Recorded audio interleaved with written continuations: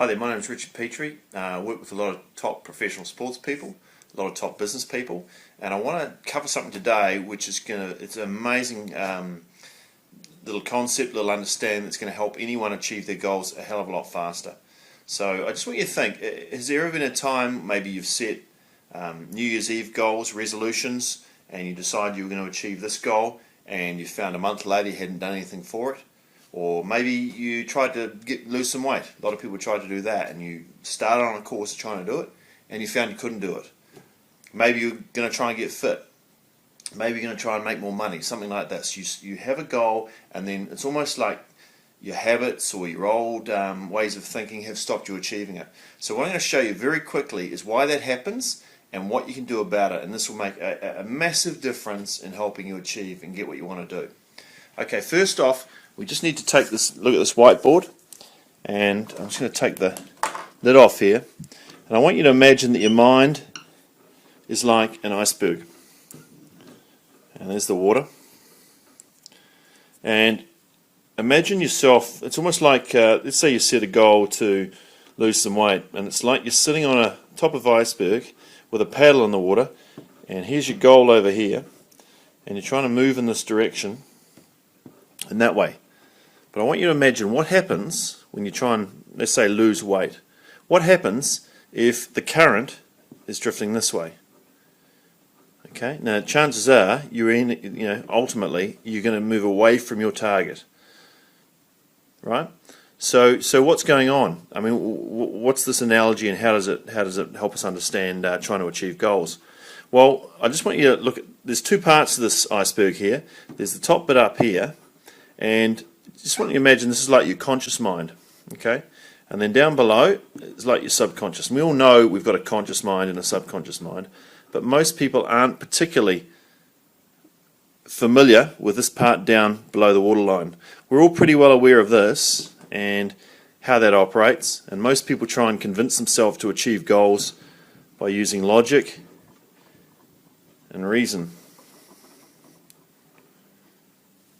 But we're not particularly well trained at how to influence this part of the brain. And the problem is, if this part's not going in line with where you want to go, you might take a few paddle strokes in this direction, but ultimately you're going to end up going this way.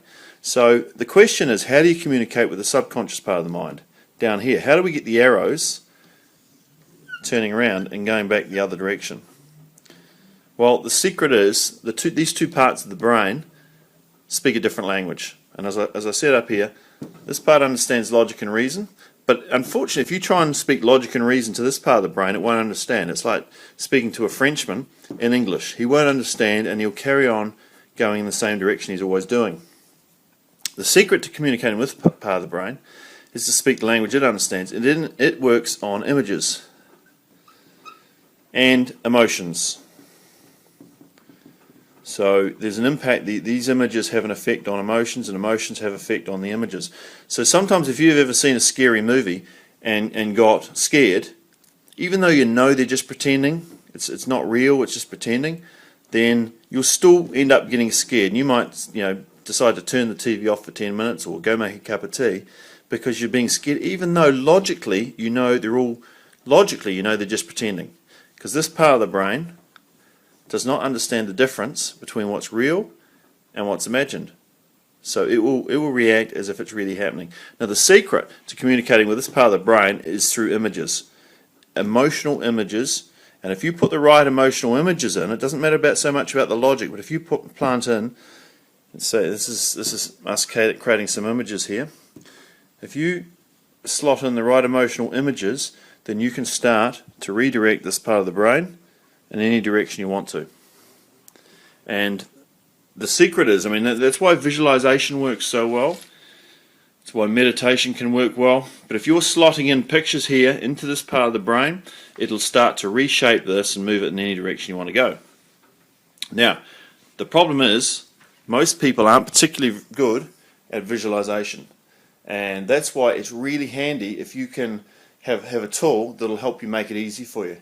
And that's where I've come across this tool called Prime Aspirations, or primeaspirations.com, and it's a piece of software that Paul Rodden set up, and it's phenomenal in terms of helping you create pictures for yourself that'll start moving your subconscious back in the other direction, whichever direction you want to go. So I really recommend check it out, get into it, start playing with it, and if you start to notice that your brain starts realigning in any direction you want to go, then it's because this factor about you communicating with this part of the brain using the right language, images and emotions.